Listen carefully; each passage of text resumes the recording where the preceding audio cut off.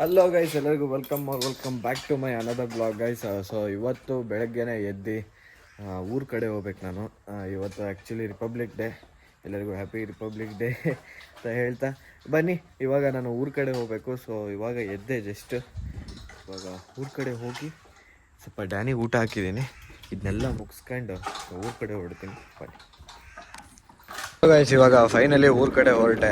ಅವತ್ತು ತಗೊಂಡಿದ್ದು ಒಂದು ಸ್ಪೀಕರ್ ಇತ್ತು, ಸೊ ಅದು ಹಾಳಾಗಿತ್ತು ಅಂತ ಹೇಳಿ ರೆಡಿ ಮಾಡ್ಸೋಕೆ ಶಿವಮೊಗ್ಗದಲ್ಲಿ ಕೊಟ್ಟಿದ್ದೆ.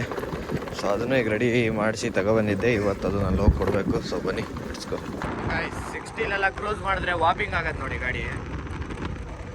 ಅಬ್ಸರ್ವ್ ಆಗ್ತಾ ಇದೆ ಅನ್ಸುತ್ತೆ. ಮತ್ತೊಂದ್ಸಲಿ ತೋರಿಸ್ತೀನಿ ನೋಡಿ. ನೋಡ್ತಾ ಇರ್ಬೋದು ಹೆಂಗೆ ಅಲ್ಲಾಡ್ತಿದೆ ಗಾಡಿ ಅಂತ. ಸೊ ಈ ಥರದ್ದು ಆಗತ್ತೆ ತುಂಬ ನೋಡಿ, ವಾಪಿಂಗ್ ಆಗತ್ತೆ ನೋಡಿ. ಫುಲ್ಲು ಹ್ಯಾಂಡಲ್ ಶೇಕ್ ಆಗ್ತಾ ಇದೆ ಇಲ್ಲಿ ನೋಡಿ. So heavy dangerous.